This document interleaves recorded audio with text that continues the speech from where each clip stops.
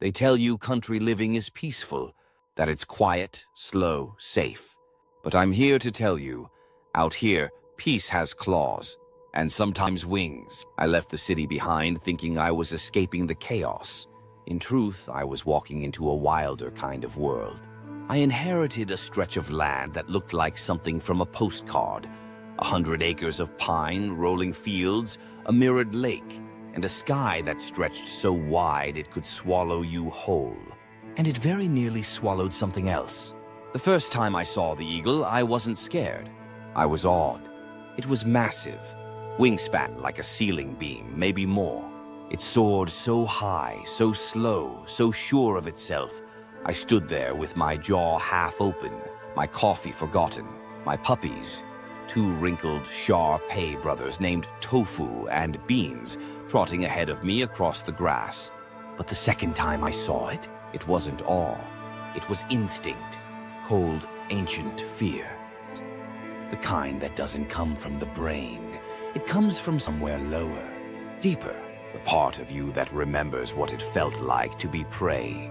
The eagle dropped altitude fast, a silent dive that sent a rush of air ahead of it. It was fast, almost too fast to process. I shouted and ran just as Tofu's ears perked up. The bird pulled up at the last second, maybe 15 feet from the ground. Close enough that I felt the wind rip across my face. It banked hard and shot back upward like it had changed its mind. But I knew better. That wasn't a scare pass. That was a test. From that moment on, I never let the dogs outside alone. I bought them harnesses with bright reflective patches. I installed netting over part of the yard. I read up on eagle deterrence, set up motion alarms, carried an air horn in my jacket. I kept a survival knife on my hip. You laugh until you realize your back porch has become the edge of a hunting ground. A week passed without incident. The birds stayed distant. The land grew quiet again. I almost started to believe maybe I'd imagined how close it had come. Then came the second strike. It was dusk, a weirdly still, unnaturally quiet kind of dusk. No crickets, no frogs, just that charged silence like the land was holding its breath. The boys were in their play area. I was 15 feet away, stacking wood. A low shriek cut the sky. Not the normal, high-pitched eagle call.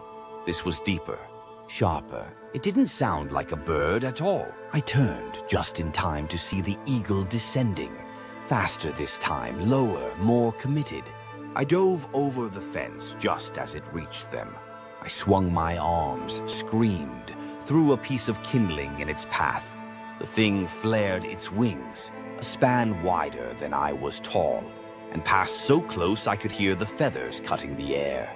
I swear on my mother's grave, I saw its eyes lock onto mine. Not animal eyes, something else. It peeled off, soaring upward and disappearing behind the tree line. But it had come closer this time, bolder. That night I didn't sleep. The next morning I found the note on my truck windshield. No return address, no footprints, just 3 claw-like scratches through the bottom of the page.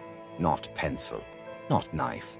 Burned in. That day I hiked to the ridge above the lake.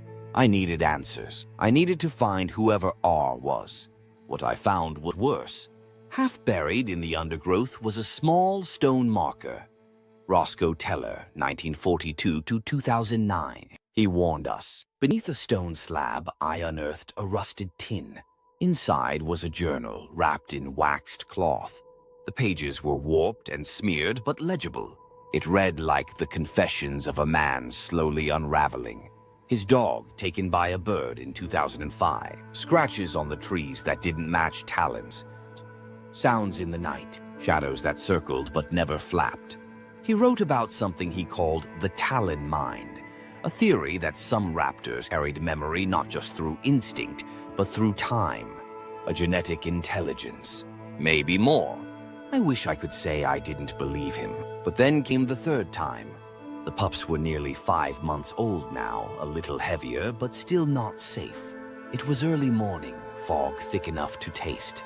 I'd gone inside for 30 seconds, coffee again. That mistake, that single moment. When I came out, only Tofu stood in the yard. Beans was gone. My heart stopped. I dropped the mug. It shattered, but I didn't care. I ran, yelling, scanning the sky, scanning the trees. Nothing. No sound, just the fog. Then, a low whimper. I followed it through the mist, down into the trees, heart pounding. I found him tangled in brush near the base of a tall skeletal tree, shaking, bleeding from one leg.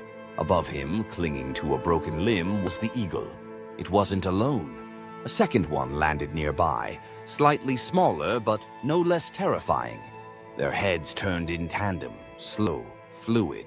I grabbed a branch and waved it like a spear, screaming. I don't know what part of me came alive in that moment, but it wasn't city-born. It was something ancient, and it was ready to fight. The birds didn't attack, but they didn't fly either. They just stared, studied. Eventually, they took off, talons slicing the air, rising into the fog like ghosts. I carried Beans home like a soldier with a wounded brother. That was the last time I ever let my guard down. Now everything is fortified. Nets, lights, sound alarms. And still, some night I catch sight of them in the distance, perched on the high deadwood, staring across the field, waiting. I've come to understand something since moving out here. Peace doesn't mean nothing's hunting you. Peace is knowing you'll stand between the ones you love, and whatever dares to try. The country has its rules, its rhythm, and its predators. Not all of them walk. Out here, survival isn't about guns or guts. It's about knowing the sky might not be empty. It's about remembering that the past is alive, and sometimes it has wings. So if you move out here thinking you're escaping danger, look up.